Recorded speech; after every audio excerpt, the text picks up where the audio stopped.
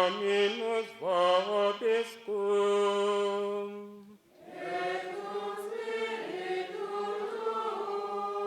Sursum corda.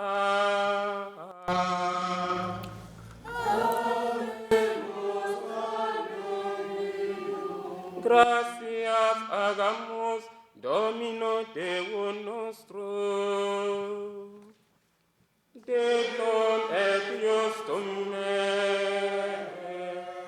vere dignum et iustum me, invisibilem Deum Patrem omnipotentem, Filium que eius unigenitum, Dominum nostrum Iesum Christum, toto codis sacramentis affectum, et vocis ministerio personare,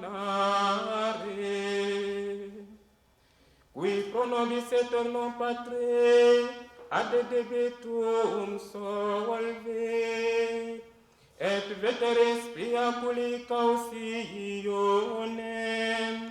pio cruo redenter se. Exutem in festa Pascalia, in quibus verosile annus occidit.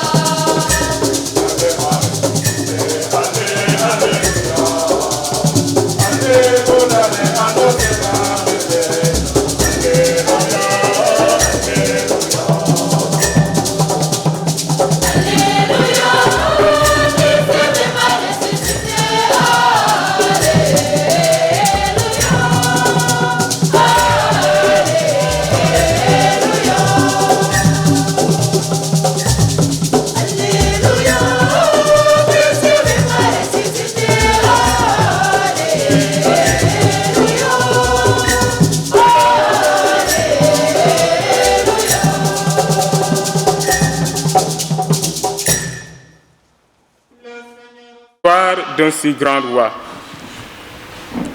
Oui, chantons les louanges du Seigneur, car le Christ a vaincu la mort, il est ressuscité. Alléluia. Chers frères et sœurs en Christ, le Christ ressuscité est la lumière du monde.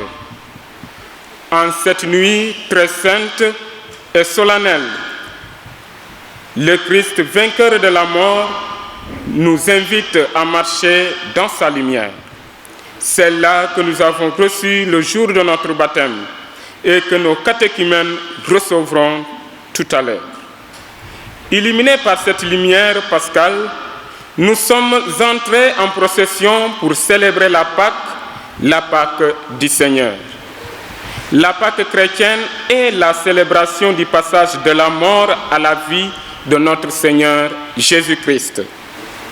Les disciples pensaient que Jésus voulait célébrer la libération d'Israël de l'Égypte, mais Jésus a célébré la libération de toute l'humanité du pouvoir de la mort. En Égypte, ce fut le sang de l'agneau qui, à l'époque, a protégé les Israélites de la mort. Nous en avons été édifiés par la lecture tirée du livre de l'Exode.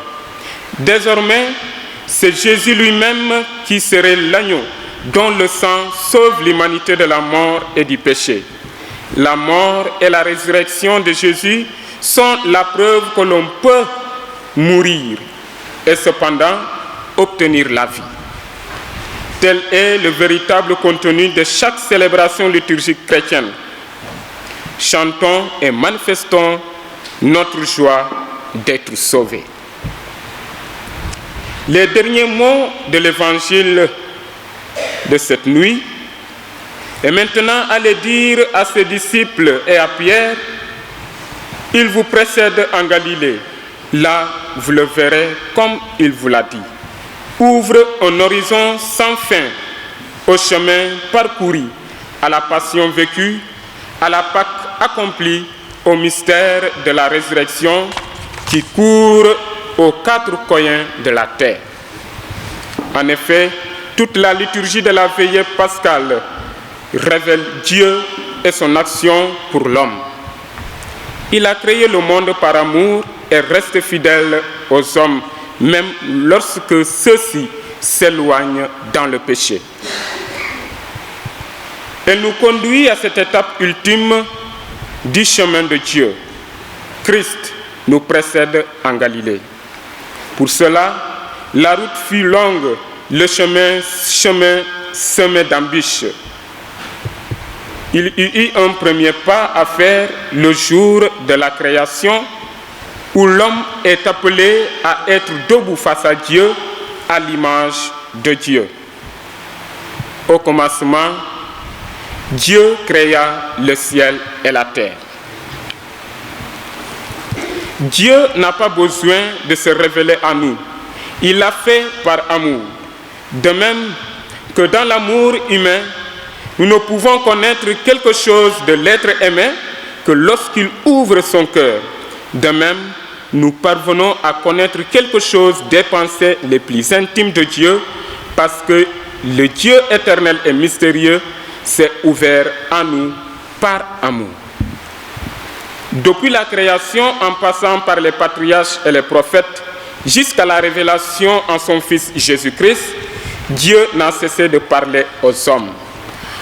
En lui, il nous a ouvert son cœur et a permis que nous contemplions sa nature la plus intime. Il se manifeste comme un Dieu libérateur et proche de son peuple. Mais si le peuple continue à s'égarer, le Seigneur, lui, fait cette promesse. Dans ma grande tendresse, je te ramènerai. Il nous libère de toutes nos angoisses, de toute servitude dans un contexte pandémique de la COVID-19, de tout ce qui pèse sur nos épaules. Dans cette situation de crise sanitaire, où nous sommes limités dans nos activités quotidiennes à cause du virus, le messager des femmes disait « N'aie pas peur ». Et Jésus nous le redit encore une fois ce soir « N'ayez pas peur ». Nous devons être forts pour combattre ensemble ce fléau qui gangrène notre monde, dans la foi en celui qui a vaincu la mort et dans le respect strict des gestes barrières. Encore faut-il avoir le désir de cette liberté qui se fait lever.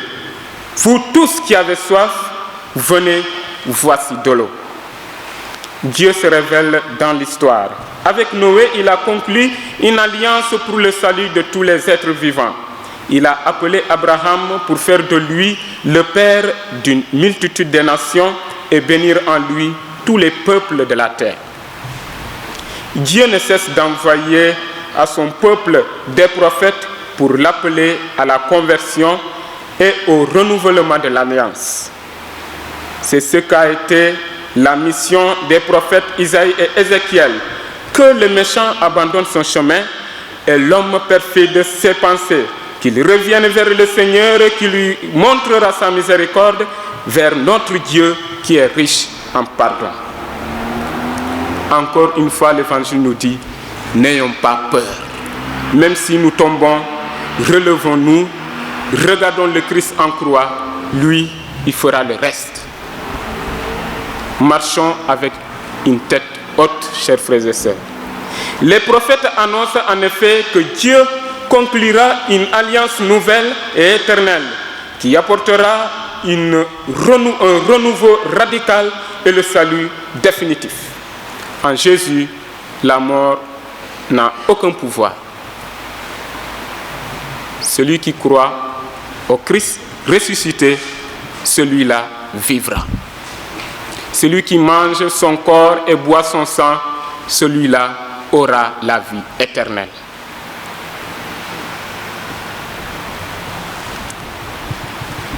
Dieu nous montre toute la profondeur de son amour glorieuse par la résurrection de son Fils. Par le Christ, le Dieu invisible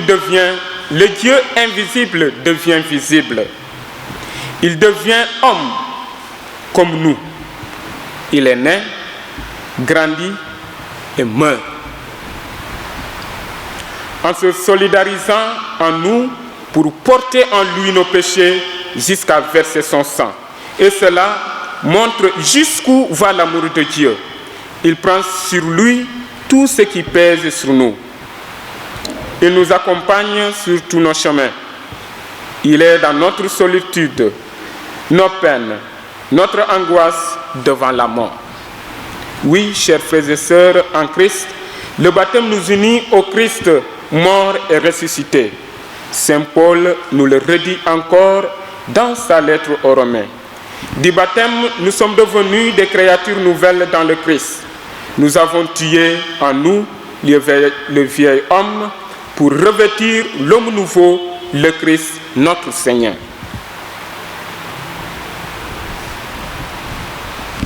Vous avez compris. Vous allez tuer en vous le vieil homme, c'est-à-dire l'homme ancien. L'homme ancien, c'est celui-là qui a la mort éternelle en lui. C'est celui-là qui n'a pas encore vu la face du Seigneur. Vous allez être baptisés dans la mort et la résurrection de Jésus. Ainsi donc, vous n'aurez plus à craindre la mort.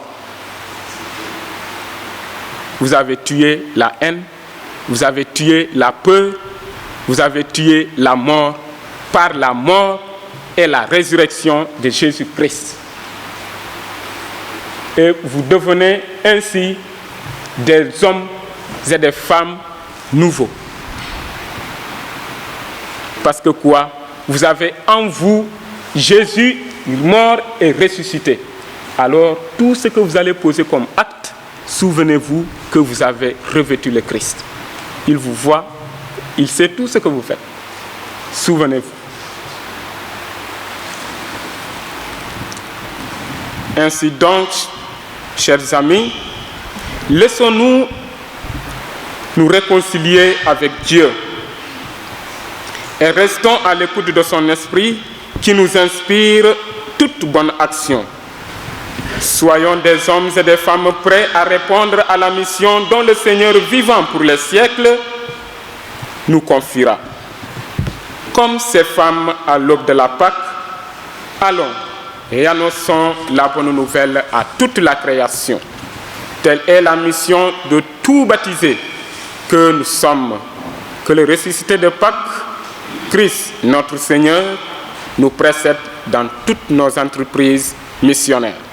Qu'il en soit ainsi, maintenant et pour les siècles des siècles.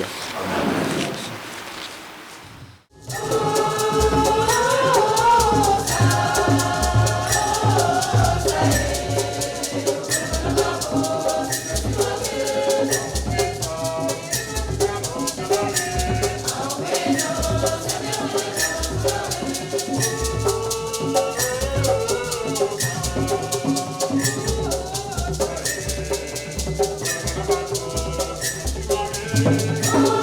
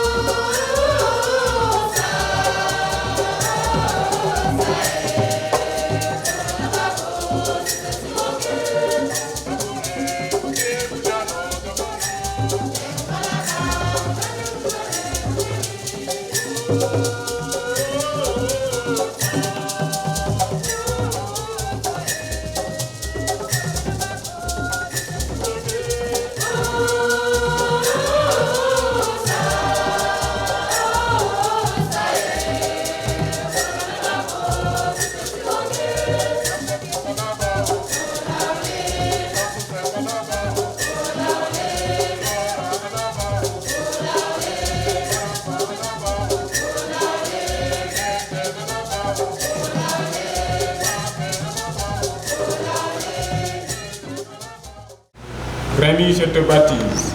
Au nom du Père et du Fils et du Saint-Esprit. Rosine, je te baptise. Au nom du Père et du Fils et du Saint-Esprit.